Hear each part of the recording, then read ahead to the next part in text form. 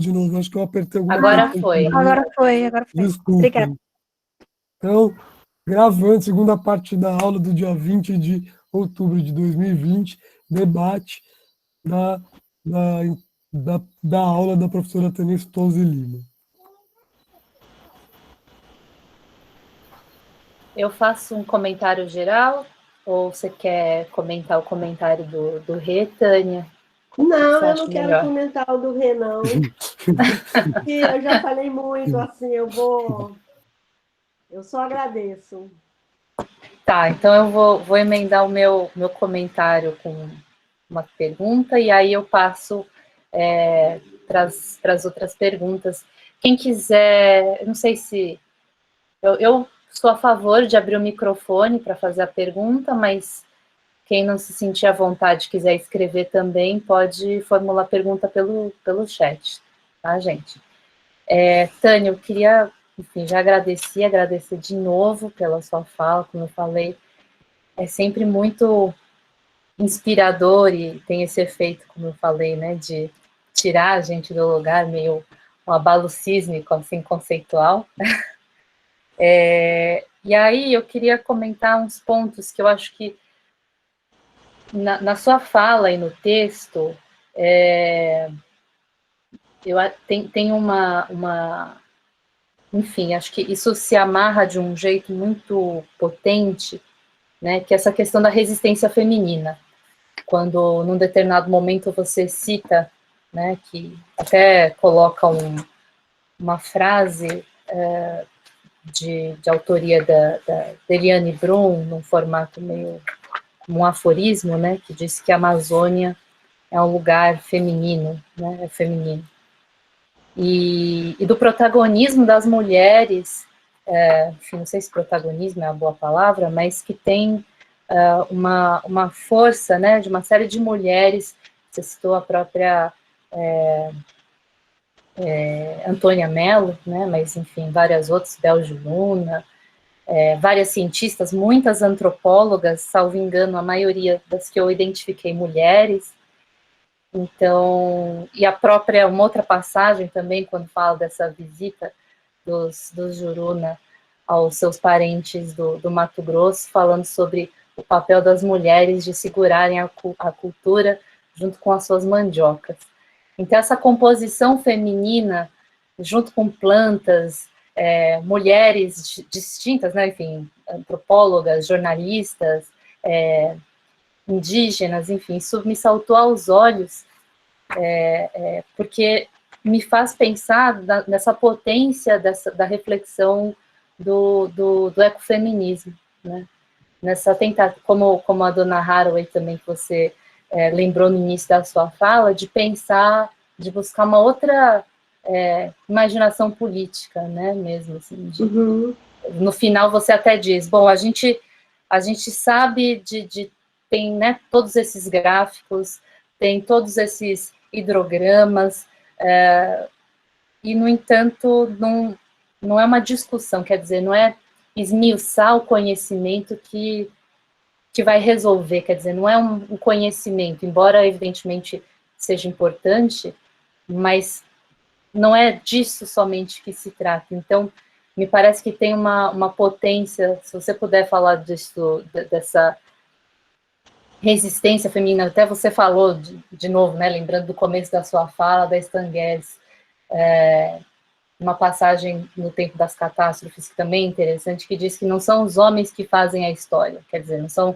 os homens com os seus instrumentos, com as suas ferramentas, que me lembrou, indo nessa questão do ecofeminismo também, um texto muito potente, muito inspirador da Ursula Le Guin, aquele teoria do carrier bag. Me inspirou muito. Pois é, que, né, de pensar, é um texto curto, um ensaio. Como é que é? Teoria da sacola, não sei se é sacola que traduz. Cesta, né? Cesto, da cesta. É o cesto cargueiro, né? É o cesto de fazer coleta na mata, né? Exatamente, como essa imagem do cesto em contraposição às armas, enfim, como essa busca por descolonizar também o nosso imaginário dessa narrativa épica do herói, que é também algo que ela fala no Tempo das Catástrofes, que é muito importante, né? Como a gente busca outras histórias, como a gente conta outras histórias, né? Busca uma outra imaginação, como que isso é importante no seu relato, assim. Até que no final você fala que você pensa dentro da barriga do monstro. Então, como que é fazer antropologia desse lugar, né, femininos, né, e nesse contexto de estar na barriga do monstro. E aí voltar só uma coisa que eu achei, como o Renato já salientou, nessa questão da sazonalidade, de como essa diferença produz uma vida nas suas diferenças, não, a diferença que produz as suas diferenças, e que é nisso que, da forma como você tão bem expõe, essa politemporalidade da Volta Grande, se emerge, digamos, uma biodiversidade, e aí eu acho que é importante, achei assim, uma saída interessante, até por coisas que eu estou pensando, de pensar a biodiversidade, de politizar biodiversidade, né? Porque parece que biodiversidade a gente está falando justamente de um catálogo de vida. Então, tem uma lista de animais em extinção, e são esses animais que vão ser extintos com tais catástrofes ou com a emergência climática. Quando o que se trata, pelo que você mostra, né, são esses emaranhados multiespecíficos que compõem a diversidade, né? Quer dizer, esse emaranhado de vida que faz o lugar, não é uma relação, digamos assim, darwinista, né, de uma seleção que opera como se tivesse um meio exterior a isso, mas como essas coisas são muito mais intrincadas. Enfim, acho que tem outras, queria abrir para convidar os alunos, os nossos outros amigos que estão assistindo para fazer perguntas, porque senão eu vou me exceder aqui, porque eu acho sempre muito inspirador te escutar e ler o que você escreve. Belo monstro. Como é que é? A morte e energia.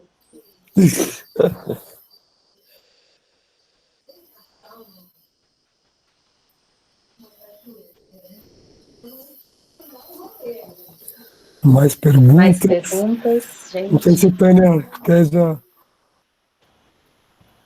Então, só vou emendar uma coisinha, Tânia, que eu achei muito bonito no seu texto.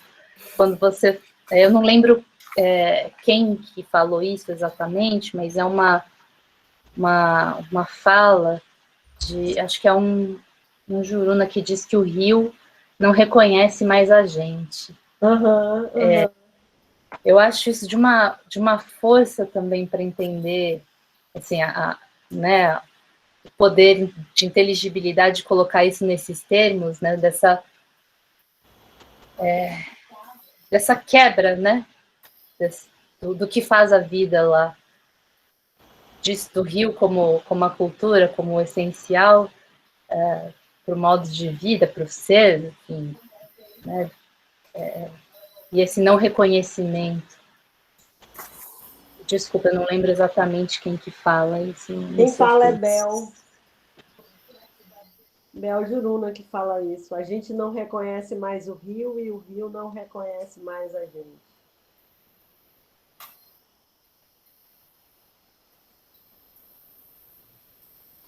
Karen, eu não sei se alguém ia falar? Acho que é Alex. Não, eu ia tirar uma dúvida, se ninguém mais for tirar, assim. Primeiro, agradecer a Tânia pela exposição, acho que foi muito impactante, assim, em vários aspectos, e eu queria fazer uma pergunta que ela vai menos, assim, para a perspectiva dos Juruna, e mais, enfim, vou fazer a pergunta. Eu parei de ler num ponto, eu não consegui terminar o texto, Tânia, peço desculpas, mas eu parei de ler exatamente no momento em que você citava o Viveiros de Castro, falando essa ideia de que a ciência barrageira trataria o índio como pobre, que é uma coisa que você retomou aqui. Você disse também em algum ponto da sua exposição, como esse episódio do Belo Monte foi para você uma experiência de esfarelamento das coordenadas políticas da esquerda, assim, de alguma maneira. E aí eu fiquei pensando, uma pergunta que eu queria saber a sua opinião, que era se hoje em dia você vê se houve alguma mudança, algum avanço, digamos, no campo específico da esquerda a respeito da visão e da interlocução dos povos indígenas, assim, digamos que houve uma transformação nesse viés desenvolvimentista com a qual a esquerda, na época, totalmente assumindo o papel da lógica estatal, fez, assim. Houve uma transformação nessa perspectiva do índio como pobre. Você vê hoje na esquerda muitas articulações que ultrapassam isso, assim, em um nível amplo. O que você pensa disso, assim, hoje? Era isso a pergunta.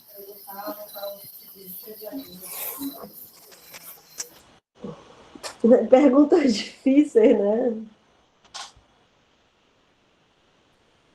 Bem, então tem isso da interlocução com a esquerda. Essa é a pergunta, né, Alex? E a Karen... eu não considero assim que a Karen me fez uma pergunta.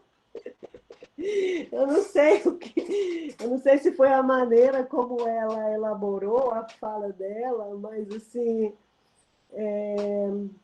eu acho que tudo que eu falaria, se eu fosse falar, mas eu acho que eu não tenho meios de falar, é sobre o ecofeminismo, né? Essa coisa das pessoas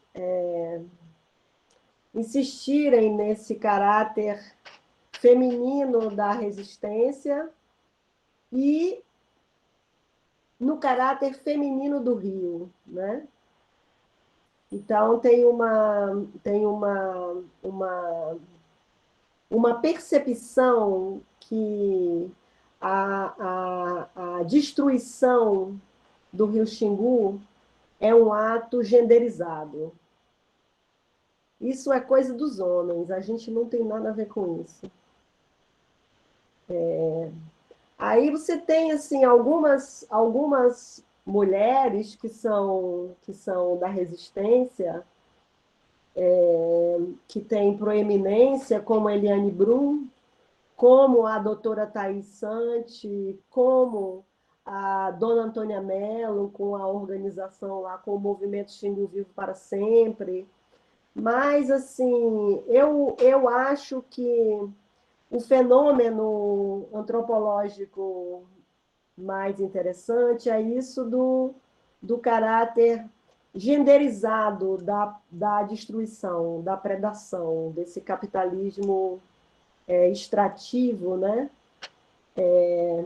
Então, assim, quando a Dilma virou presidente, a licença de Belo Monte saiu no início do governo da Dilma, no final do governo Lula. Aí as pessoas ficaram completamente animadas em Altamira. A dona Antônia Mello tinha certeza que a usina não ia sair, porque a presidente era mulher. Então, o movimento juntou com o movimento de bacias, são, sei lá, 50 organizações, fizeram uma carta de 10 páginas para Dilma. Eu tenho essa carta, apelando, né? E isso para aquele evento que teve em Brasília, no início de 2011, que foi simultâneo a um evento, a um protesto, um ato em Belo Horizonte e a outro em São Paulo, e que, no caso de Brasília, se seguiu com um seminário de 3, 4 dias na UNB, onde o Raoni foi, e foi assim um evento incrível. Infelizmente, eu não fiquei sabendo, não pude ir, e teve a lista de assinatura de 600 mil pessoas contra Belo Monte, a Ordem dos Advogados se mobilizou, o painel dos especialistas, que já tinha dito tudo para Lula em 2009, fez uma carta pública Então, teve, assim, essa coisa que a Dilma não faria, mas aí a Dilma deu um murro na mesa e falou que ia sair a qualquer custo, né? Eu acho que o fato da Dilma ser mulher talvez explique alguma coisa. Era proibido se falar a palavra Belo Monte no Palácio do Planalto. Era proibido. Uma ministra do Meio Ambiente, chamada Isabela, não me lembro bem qual foi o período que ela foi a ministra da Dilma, ela falou para a Dona Antônia, por favor, a presidente não permite que se fale esse nome. Dilma não podia ouvir falar. Aquela coisa, né? Aquele pânico frio de que fala a Isabela Stanguers, né? Se você olhar a cara da Dilma nos filmes que tem por aí, dela inaugurando Belo Monte, nas vésperas do impeachment, é uma coisa impressionante. A maneira como ela está aparecendo que, sei lá, parece que tomou lítio, é meio uma coisa totalmente sem expressão. Então, ela não... Eu acho que ela... Talvez o fato dela ser mulher envergonhou ela mais do que, por exemplo, o Lula não tem vergonha, né? Mas, no caso da resistência, envolvendo muita gente, eu acho que o professor Célio Berman é uma pessoa da mais alta importância. O Oswaldo Sevá, idem. O bispo, idem. Esse Chico Francisco del Moral Hernández, que é um dos coordenadores do coletivo painel dos pesquisadores, painel dos especialistas, é homem. Então, tem muitas pessoas, homens, que atuaram na resistência. O Felício Pontes é homem. Tem muitas, mas isso não impede que as mulheres tenham essa leitura, né? Agora, no caso da resistência mais local, caracterizarem a resistência, dessas pessoas caracterizarem a resistência como homens, eu acho que tem muito a ver também com o fato de as lideranças indígenas terem que negociar, e estão sempre negociando. Então, a dona Antônia contou na aula da USP que as mulheres Paracanã fazem visitas a ela no Xingu Vivo e falam assim, olha, nós não concordamos com nossos maridos, não. Então, rola isso, entendeu? Rola isso, mas assim, eu mesma prefiro compreender o Rio, eu prefiro a compreensão, o Rio como mulher, e, portanto, qualquer resistência como feminina também, e, portanto, a predação como masculina, né? A macharada petulante, como diz a dona Antônia, né? Uma macharada, né? Ela inclui a Dilma também nessa coisa, né? Depois da percepção de que não tinha jogo para conversar. Agora, você falando isso, você tem assim, né? A Annette Singh, a Donna Haraway, a Isabelle Stanguers, né? A Donna Haraway e a Isabelle Stanguers, do meu ponto de vista, são impressionantes, porque o discurso delas absolutamente tem uma relação absoluta de, como é que eu posso dizer, de estatuto com o pensamento indígena. Elas não falam como superiores, né? E a Isabelle Stanguers, ela não costuma assim ostentar o vínculo dela com o feminismo, né? Mas a dona Haraway não se cansa de fazer isso, né? A dona Haraway diz assim, olha, essa matriz... as teorias do antropoceno são viriloides, né? Isso é coisa de homem, não quero nada a ver com isso. É parte da luta, né? É interessante que a Stengers fala, ela fala pouco de antropoceno, né? Eu estava lendo agora um texto que ela coloca a questão, né? Que é muito parecido da maneira como você coloca também, de desconstruir um pouco a própria ideia de antropos, né? Mas ela está muito mais interessada na intrusão de Gaia, né? Como um problema que também nos faz pensar e agir, né? Do que com uma ideia de uma época geológica Não, mas nova, eu né? acho que talvez tenha a ver com aquela observação da Dona Haraway, né? Uhum. A história por essa via acaba mal, Sim. Sim. né?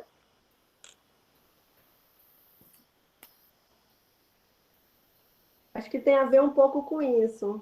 É, Mas, porque assim, não. obrigada, Karen, pelos seus comentários. Mas eu não sei muito sobre essa coisa do... Eu não cheguei a, assim... Porque, assim, também a minha pesquisa é uma pesquisa da sexta, né? Eu tentei, assim, eu não sei, eu acho que talvez eu li essa vez esse texto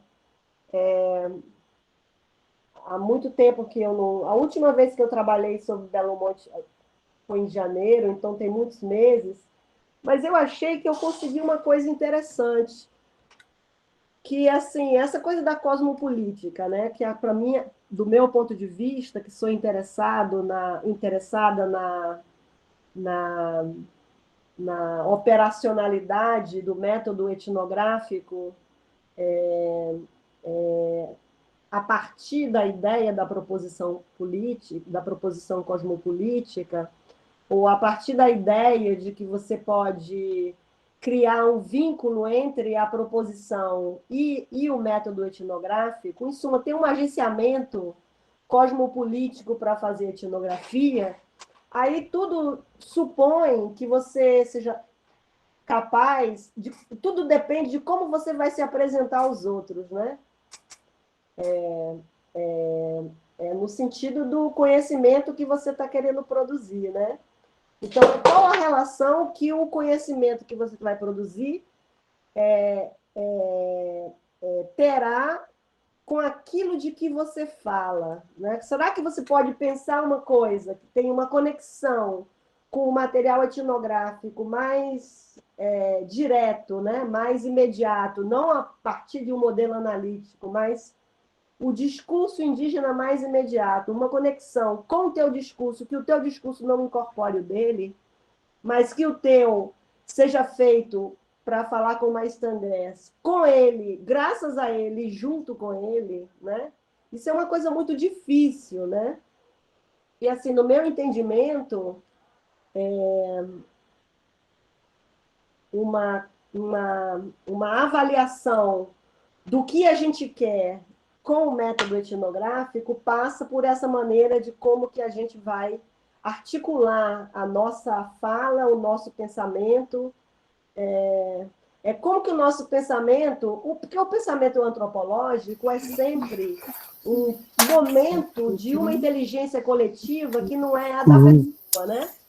Ou é a inteligência coletiva herdada dos outros antropólogos, que, por sua vez, se articularam com uma inteligência coletiva que é a do povo que eles estudaram, né? Mas aí, como que isso vai aparecer? Você vai aparecer como aquele que tem um discurso científico sobre, né? Então, vai ser matéria-prima para um discurso que está descolado hierarquicamente, né? Retórica e, portanto, hierarquicamente daquilo de que você fala, ou você tenta encontrar uma maneira de seguir junto, né? Eu acho que esse meu texto... Porque eu tenho um outro texto sobre a ayahuasca que eu consegui um pouco melhor. Mas eu acho que nesse eu consegui também. E eu acho que o problema tem essa coisa a ideia da Ursula Le Guin, que eu conheci a partir da Dona Haraway. Que é a história do herói, né? A história do caçador, que se exibe naquilo que ele matou, né? E a história da coletora de bagas, né? Que vai, sei lá, o arco e o cesto, né? E aí as histórias que cada um é capaz de contar. E aí a Úrsula Le Guin vai dizer que ela é uma contadora de história que carrega a cesta, né? Eu acho que na etnografia tem o caçador, o etnógrafo. Tem um que é caçador, tem outro que é coletor com a cesta, né? Aí eu tento... Eu gosto da cesta, eu gosto da variedade de referências, discursos. Eu não sei, eu acho que aí, se surge um pensamento que eu nem sabia que podia surgir. Então, eu acho interessante isso. Eu não sei se está fazendo algum sentido, né? Parece aquela imagem do filme da Agnès Varda, né? Os Catadores. Não, isso totalmente... Eu tenho vontade de escrever um texto Os sobre a Catadores Varda e de... a Úrsula Le Guin, que aquele texto da Varda é incrível, né? Aquela coisa dela catando a imagem, né? A mão, Pois é. aquelas mãos catando frutas que são abandonadas, legumes, não sei o quê, e ela vai catando imagens. Assim, olha, aquilo é maravilhoso. É muito bom. Na verdade, toda a obra dela é assim, né? É uma ideia de um cinema como coleta mesmo, né? Um cinema feminino, assim, né? E que trabalha muito com essa ideia do imprevisível, que acho que é uma coisa também que essas autoras estão falando, né? Agora, a pergunta que o Alex fez é uma pergunta que eu sou assim mais assim ignorante. É assim, mas assim, pensando assim, né? Depois da Constituição de 88, tinha que haver uma coisa em substituição ao Estatuto do Índio, que é um documento de, eu não sei se é de 73, 72, não sei se Robertinho sabe, ou se Renato ou Paulinho sabem, mas é um documento que esse Estatuto do Índio, que é a lei que vigora ainda hoje, que é totalmente obsoleto com relação à Constituição, à nova Constituição, ele tinha que ser cancelado e substituído por vários detalhamentos dos artigos constitucionais. E aí, porque o Estatuto do Índio é sobre a tutela do índio, e a tutela foi cancelada pela Constituição. Então, quando foi para fazer isso no governo Fernando Henrique, todo mundo achou que ia ser possível, mas o Fernando Henrique, o governo dele não gostou da palavra sociedade. Quando começou o governo Lula, todo mundo tinha certeza que ia sair isso. Não saiu. Não saiu, não saiu, não saiu. Aí, assim, com relação à interlocução, o Lula fez, em 2009, um comício em Altamira.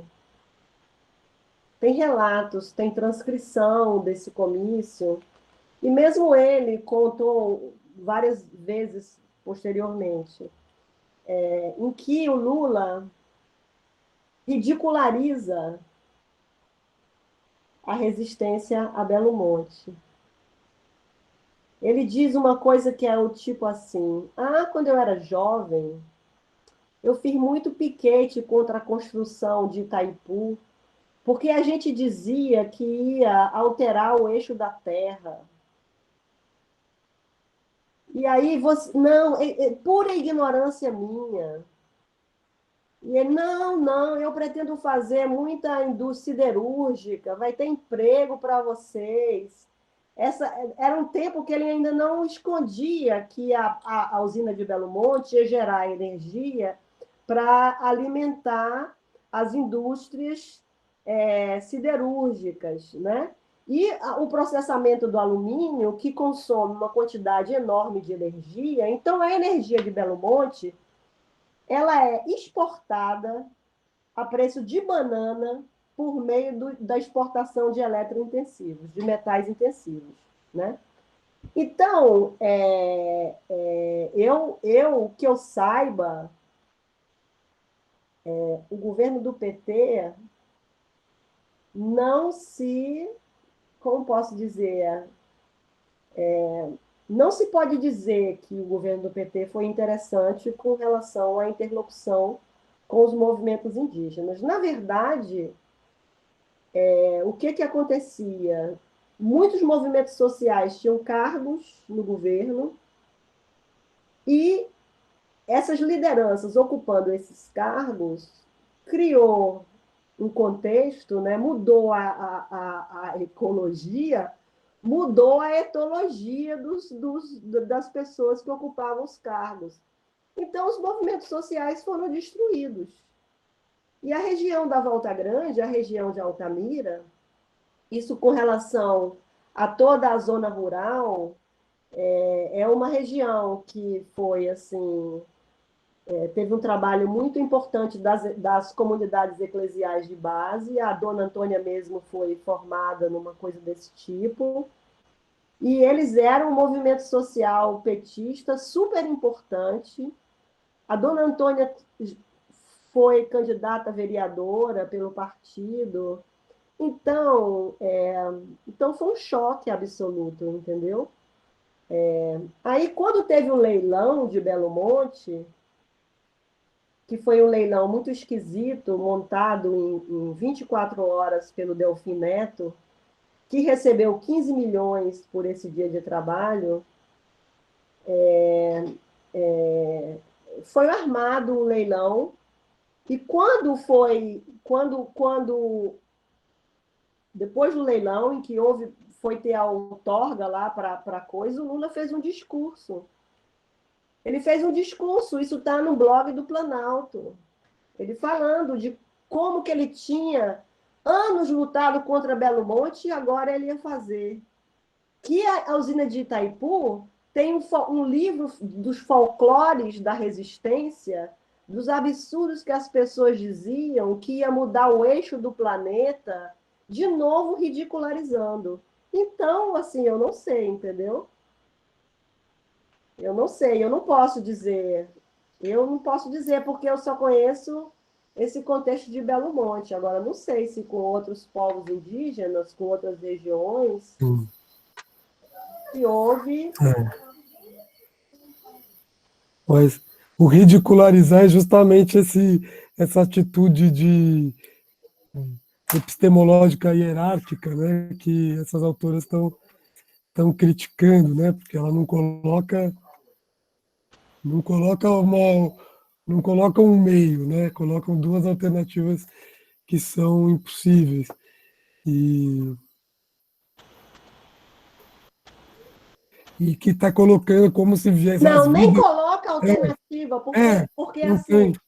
se Belo Monte fosse para ser produzida, para produzir energia para as famílias, para lares, né? Ou se tivesse, sei lá, uma insuficiência de energia e se discutisse para onde essa energia vai, não sei o quê, mas isso é infalável, não pode ser dito para onde ela vai. Quem diz isso é o Célio Berman, que conhece por outras vias que não a do discurso, entendeu? Não tem falta de energia no país. Tanto que ele caracterizou a autocracia energética como ditadura da oferta. Você vai produzir uma energia, ofertar, ter energia para ofertar sem que exista demanda. Vocês têm ideia de quantas usinas nos rios amazônicos estavam planejadas no fim do governo Dilma? Só no Eu não estou Tapajós dizendo é só os uma. governos do PT que programaram. 147 usinas. 147 usinas. Para a China. Belo Monte quase foi vendida para a China. Eu e Cibele conhecemos o negociante dessa venda.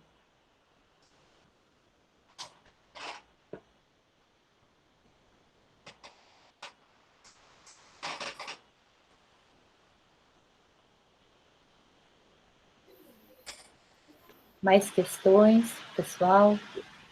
Posso fazer um comentário? Vai lá, pode. Claro. Na verdade, eu acho que não dá tempo, eu tinha uma pergunta, mas eu vou deixar para um outro lugar, né? Mas eu vou simplesmente comentar que essa aula da Tânia de hoje, para mim, né, ela foi uma espécie, seguindo os ensinamentos da Stan Getz, uma aula de nomear Belo Monte, né? No mesmo sentido que a Stan Getz fala de nomear Gaia, né?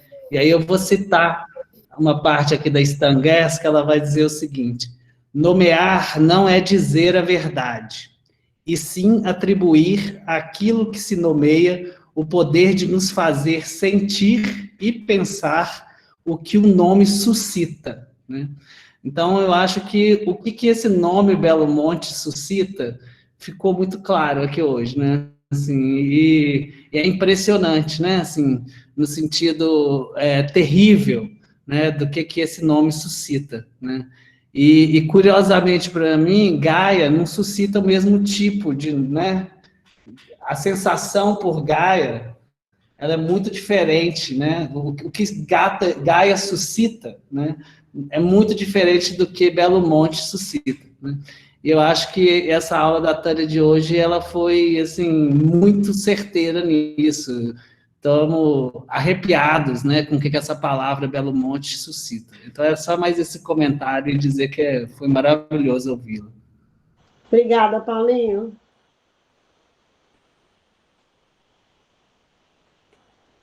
Voltamos 1 hora atrasados.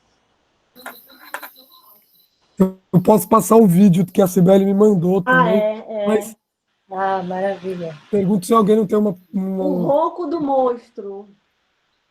Então, enquanto eu vou tentando passar o vídeo, se alguém tiver alguma pergunta, seria ótimo. Porque a gente nunca sabe, tecnologicamente, o que pode um... Meu Deus. Eu posso falar uma outra coisa? Sim, sim. Não, é porque o Alex, ele tinha... Você está aí, Alex? Alex? Ele está com o microfone... Tô sim, Tânia, tô sim. Não, é porque você tinha falado que tinha lido até aquele trecho em que o Natanael, o professor Natanael, está explicando a situação dos Ildjá para o pessoal da canoada. E aí ele quer falar, e ele vai falar assim, aí ele está explicando como que era a vida deles, e que eles não têm futuro, e que eles não sabem o que fazer, que eles não sabem o que vai acontecer com eles, porque com o Rio é claro que eles sabem. Será que a gente vai poder ficar aqui vendo isso, né? Aí ele fala assim, porque se pode dizer que a gente... Porque até se pode dizer que a gente era rico. Aí ele fica assim um pouco, porque a Cibele viu. O pessoal lá tinha grana, né, Cibele? Eu e Cibele somos classe média, mas os outros tinha gente lá muito rica. Então, era assim, uma coisa da riqueza, que é que você sabe fazer sua casa, você tem o material para fazer sua casa, você faz seus móveis, tem o material para fazer seus móveis, você faz sua embarcação, você tem a sua roça, você tem a sua horta, que tem 1000 temperos, 1000 ervas medicinais, você tem um pomar incrível no seu quintal, você tem muitas frutas da mata para coletar, você tem esses peixes incríveis, você gosta de navegar, você fica no rio, você tem uma vida, né? Então, você vende peixe quando você precisa de grana, você pesca os acaris ornamentais e vende, ganha uma grana.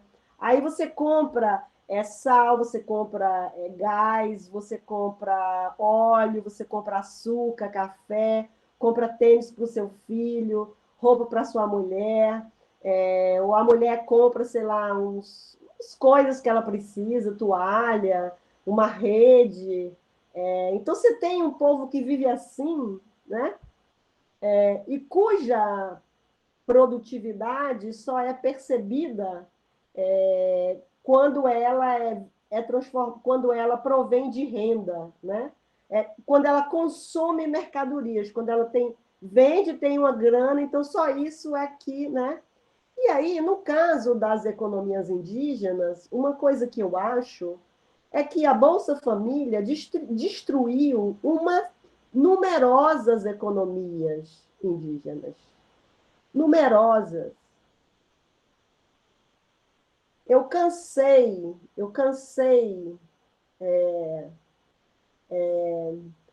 de ouvir casos. Então, assim, o Xingu tem, sei lá, 5.000 pessoas e 3.000 Bolsas Famílias, sei lá, porque as pessoas emprestam filho. É uma coisa, é porque as pessoas começaram a comprar comida e pararam de fazer roça. Isso não é correto. Isso não é correto. Você, à guisa de ajuda humanitária, sei lá o quê, você destrói, você não pode fazer isso. Então, tem um procedimento, um operador, né? Qualquer um que não tem renda, né? O anônimo, né? Do que a Stan Getz fala. É a lógica do qualquer um. E qualquer um que não tem tanto de renda mensal tem direito à Bolsa Família. E aí, pronto. E a coisa de ter um filho e ganhar 4.000 reais? Vocês sabiam disso?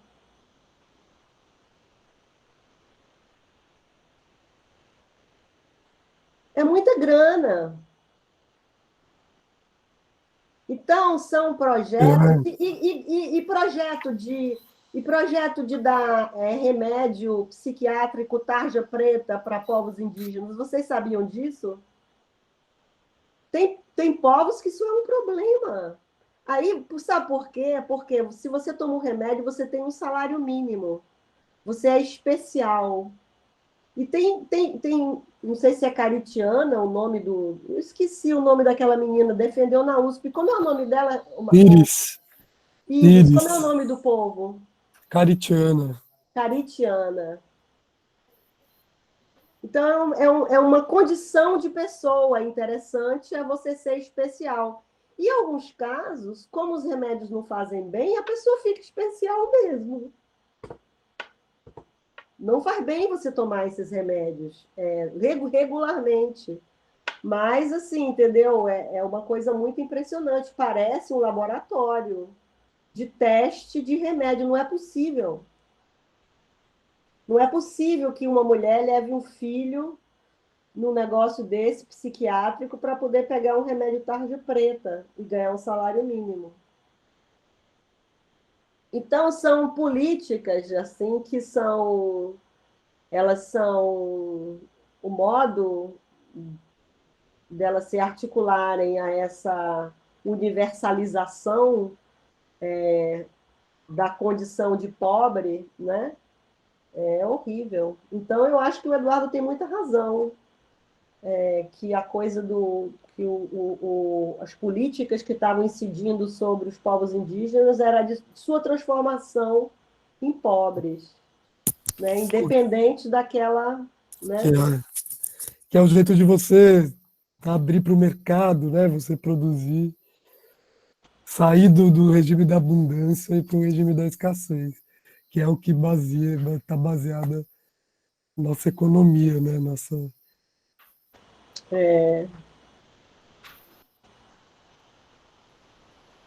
O mundo Cadê da o filme? Conseguiu o filme, Nê? Consegui.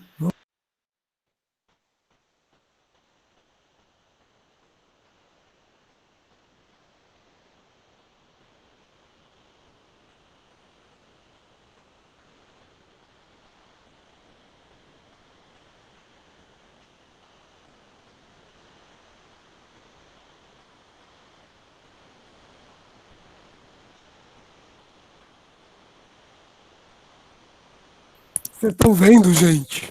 Estamos. Não, Estamos vendo. Para escutar, você Bota a tela só você cheia.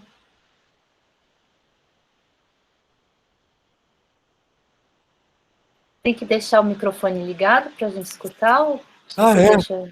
Não sei, eu estou perguntando só. Bom, dá o play e a gente vê. Sibeli, o som é importante? Claro, claro, porque é importante. o... Então, pera, então eu vou ter que tirar aqui.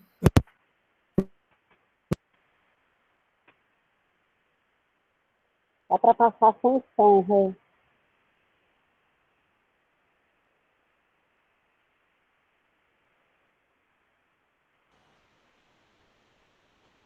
Bota o som, Rê.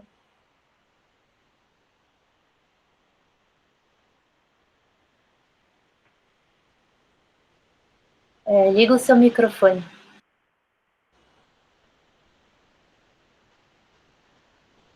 Liga o microfone, Rê. Em galeria de novo. E essa água mira dentro dessa galeria. Então vamos de novo, que é curtinho. Divertidor, pequenininho. A galeria de Imoque, olha, a água fica correndo aqui. Qualquer transformação dessa água, eles conseguem identificar qual é o problema. Entendeu? Então é através dessa água. Olha aí o vertedorzinho, olha aí, ó, o vertedorzinho. Tá vendo? É normal. E essa é a galeria que entra lá que o senhor viu na pedra. Tá vendo? Então é galeria de Imoque. E essa água mira dentro dessa galeria. Normal. A rocha toda chora água. Tá? Normal. Olha aí. Aí a gente vai sair, meninos. Calma, meninos. Meninos, vou fechar, vai ser nos grupos escolares. Mas, Jesus. Vamos parar aqui, Lídia, que tá com o piso bonitinho pra eles. Obrigada. Olha aí, abre aí, vamos lá. Toca no pulo.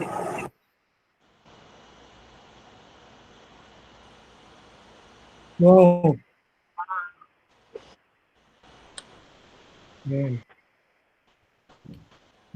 Bom é um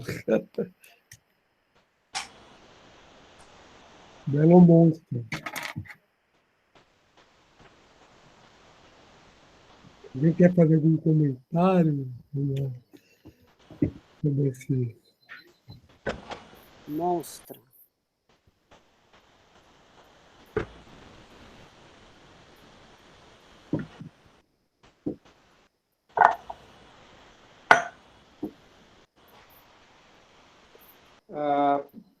Eu queria fazer uma pergunta aqui. Bom, acho que agora para o final é meio complicado, porque pode ser muito comprida a resposta, mas conectando um pouco com essa ideia de roubar deles um universo de riqueza e transportar eles dessa forma tão violenta para esse novo universo de nossa pobreza.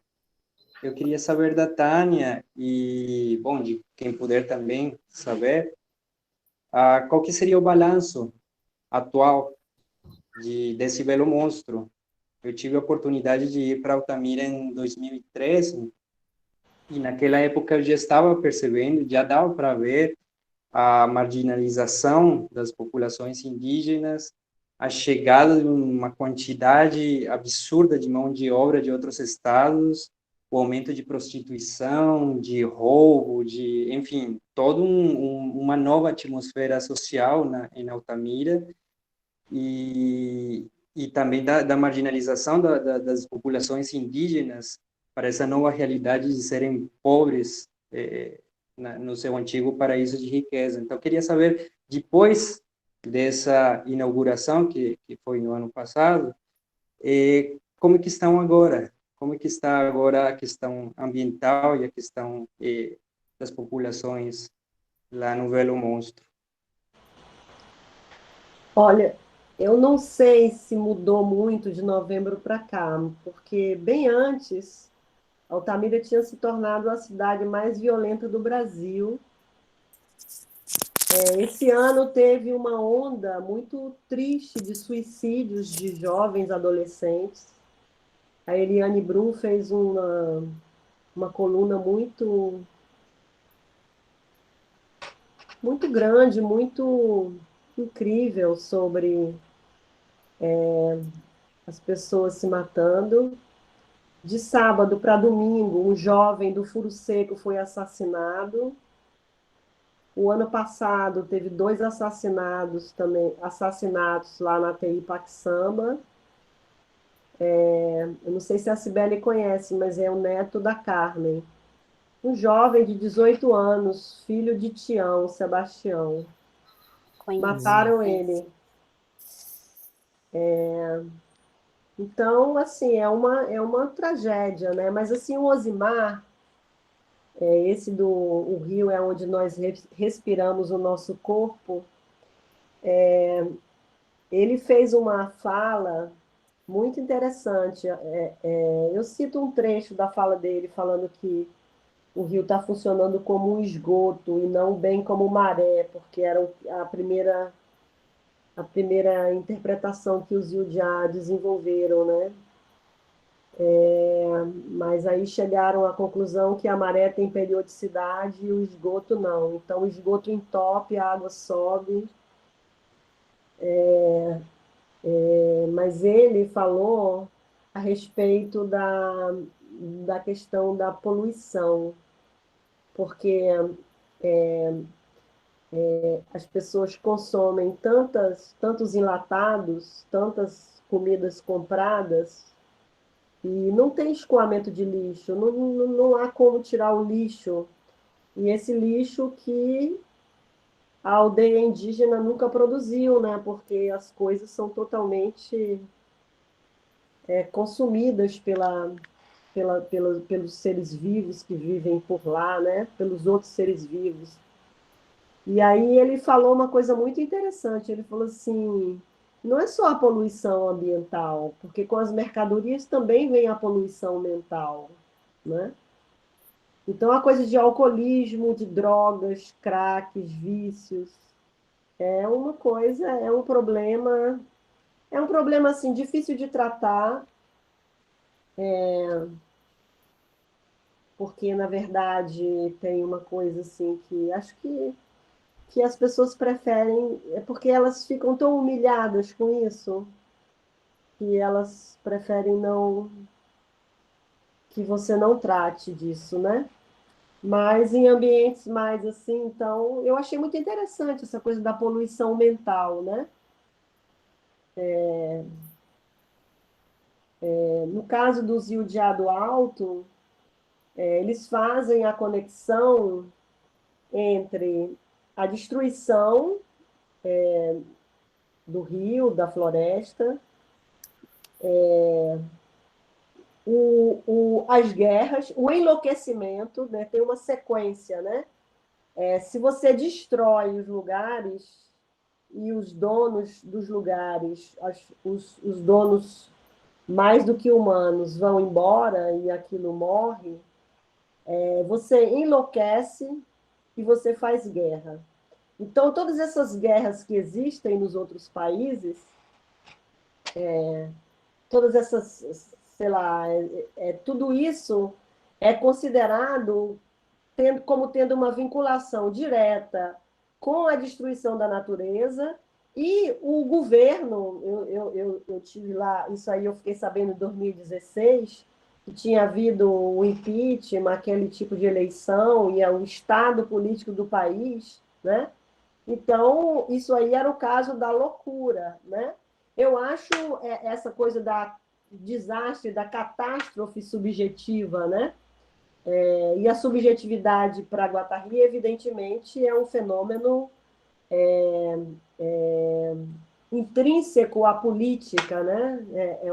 É um processo político de subjetivação, é um processo coletivo e político, né? A subjetividade não é da ordem do indivíduo, né? Do sujeito psicológico, né? Então, a hipótese dele também, a hipótese do Yudiá conecta esses três planos, né? Ou esses 3 registros para falar como Guattari.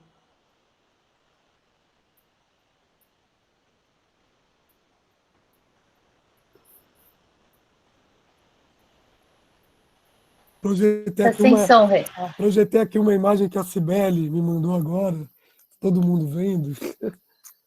Sim. É do lago, né, Cibele? É o Lago de Belo Monte. O lago é morto, é rio morto. No começo da canoada, assim que a gente saiu de Altamira, logo foi pelo lago. Os Judiá que estavam pilotando falaram para mim, você notou, Tânia? Não tem corrente, não. Né? Isso não é rio, não. Isso não é rio, não. Não tem periodicidade, não tem movimento. Não tem fluxo, né? E é um emissor de gás metano, que é um gás 25 vezes, pelo menos, mais potente do que esse outro aí, dióxido de carbono.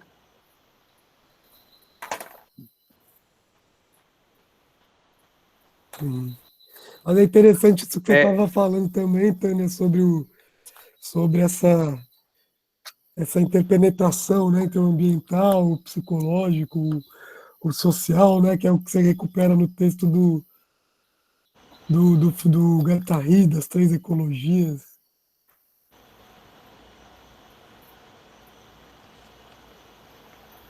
É muito incrível. Esse texto, a Stangers é muito dependente desse texto, né? Mas esse texto, não sei se vocês leram esse texto no curso, não? Não, dessa vez não. Valeria a pena. Mas eu acho que esse texto ele embarca um pouco na parada da emancipação. Sim. Ele é um precursor, né, dessa discussão, que é no final dos anos 80, né, as 3 ecologias. 89, né? 89. Quando está surgindo, né, esse movimento ambientalista mais contemporâneo.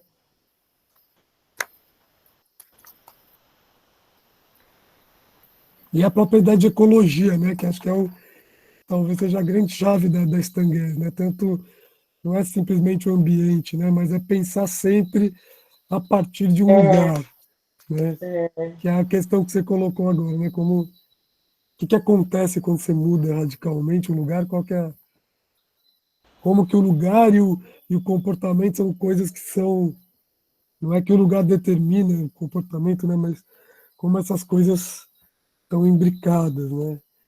E o que acontece quando a gente perde, né, qualquer lugar, né? Então, é um pouco a sensação que eu acho que essa coisa da pandemia também acaba. Isso aí é muito, isso aí é uma experiência que foi muito chocante para os ribeirinhos que foram deslocados, né, os não indígenas.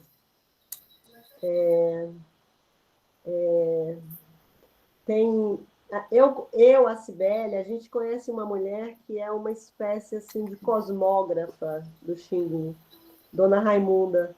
A Clara está lá na casa da Dona Raimunda. A Dona Raimunda chegou um dia e, assim, como ela perdeu uma ilha,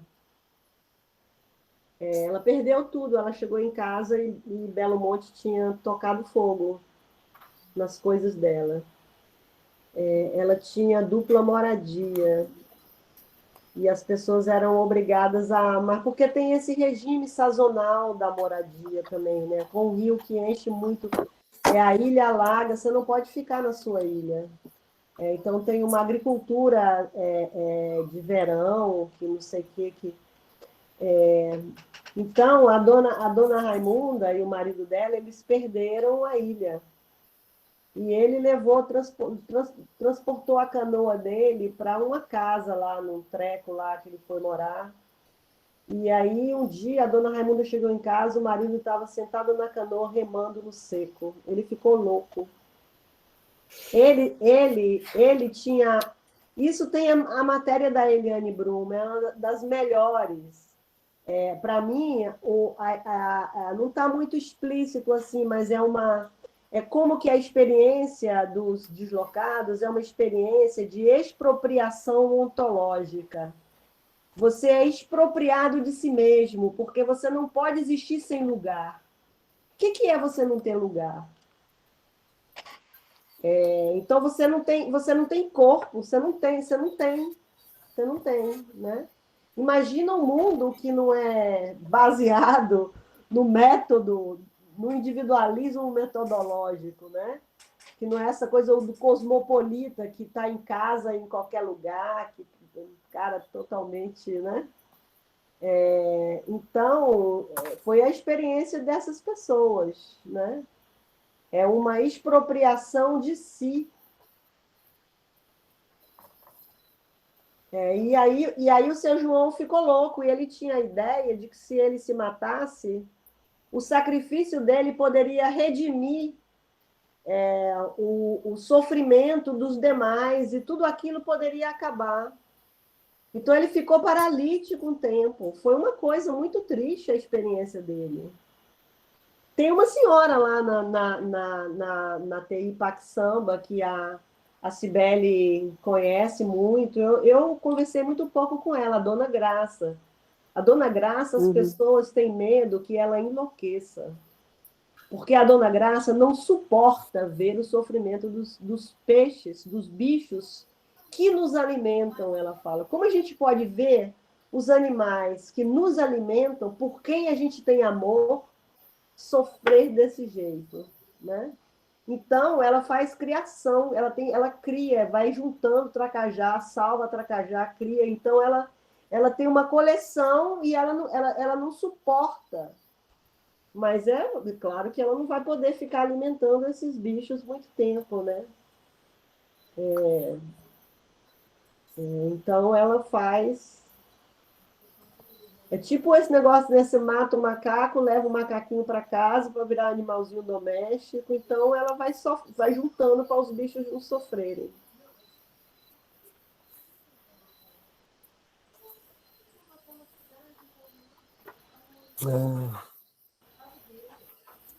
Bem, mas lembrar que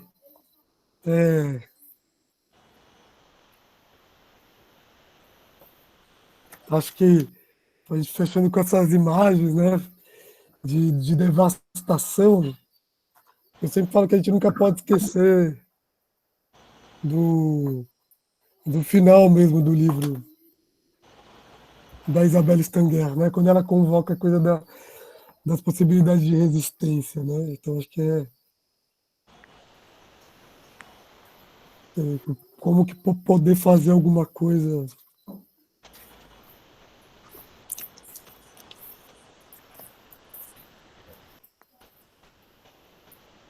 pensar os bons encontros diante desse mundo devastado, né? Você tem razão, né? Lembrar no final é um alento, um antídoto contra esse amortecimento do capitalismo, né? Sem negar. Essa falta de potência que a gente precisa, na verdade, desfazer, né? Tentar.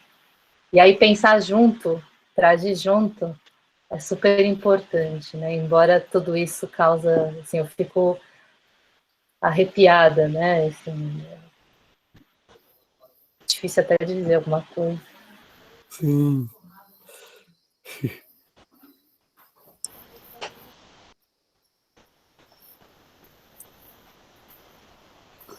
Nossa, super obrigado, Tânia.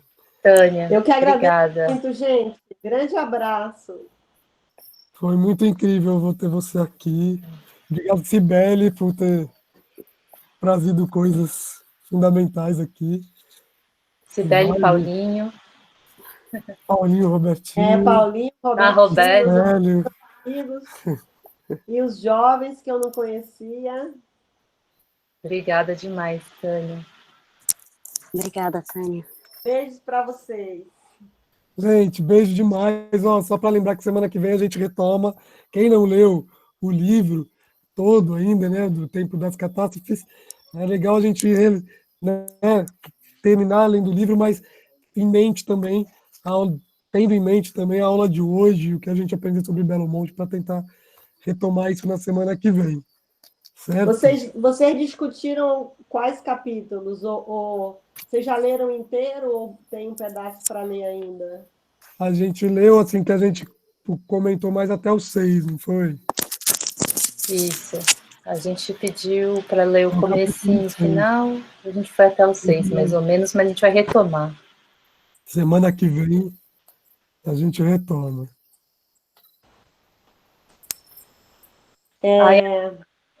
Eu posso Diga. participar dessa aula da semana que vem para... Nossa, Que honra! que luxo! É uma honra, Tânia. Então tá Claro. combinado. Oba, então a gente nos veremos semana que vem de novo. Dobradinha da Tânia, gente.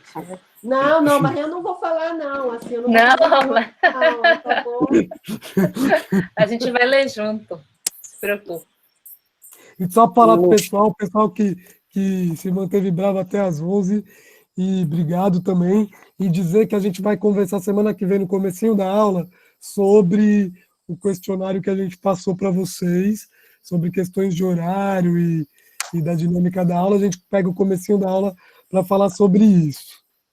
Agradecer quem respondeu, gente. Obrigada por formular e pensar junto o curso com a gente. Também é super importante escutar o que vocês estão pensando sobre o semestre, sobre, enfim, a disciplina. Certo? Então, Acho gente, que é isso. Obrigado, Frederico, pelas contribuições também, né? Juliano, Caio, todo mundo. Obrigada aos resistentes. Obrigada, gente. Então tá, a gente vai Grande falando abraço. pelo mural, tá? Obrigadão. Vou sair também. Obrigada, boa noite.